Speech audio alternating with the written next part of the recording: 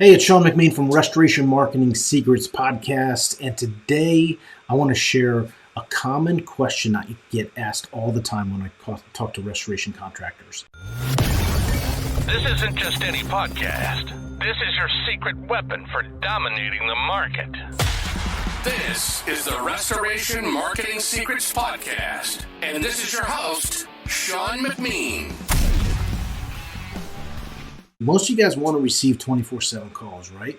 But maybe you don't have a team member that's going to be able to answer the phone 24/7, or maybe that falls back on you to answer the phone 24/7. You've all been there probably. If you're taking 24/7 calls, the phone rings at 2:30 in the morning and you answer the phone, you're half asleep, and or maybe you don't even answer the phone at all, which is even worse, right? You spend all these efforts to attract these people that want your services after hours, but unfortunately the phone doesn't get answered correctly, or it doesn't get answered at all. So many times people ask, well, what is an alternative here that I can do? Well, if you don't have a team member that can answer the phone and be on call, then what you can do is you can contract with an after-hours answering service, right? And so one of the things that you can do is redirect those phone calls during a specific set of time period and have a service that can help you with that. There's many great services out there for that. So if you go out to Facebook and you go to a couple of the groups out there, that many of us are part of on the restoration industry, you can ask, who are you using for your after-hours phone service? But what I want to give you today is some tips that you can look for when you're evaluating those options. Obviously, the biggest thing, they need to be available 24/7. They need to be able to have somebody answer that phone very quickly, right? And if they can't do that, then they're not an option for you. The other thing is they need to have live agents. You don't want a situation where it rings and it goes on to hold music and then it's ringing again and so on and so forth. So you can test those services out, but they need to have live agents that actually answer the phone and represent your company as if you are answering the phone or your regular team member would be answering the phone, right?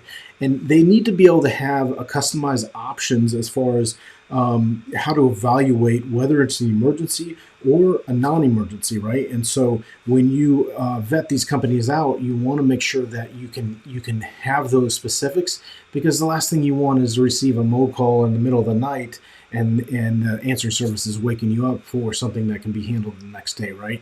So keep those things in mind. The other thing is test them out. How is the quality of the call? How do they answer the call?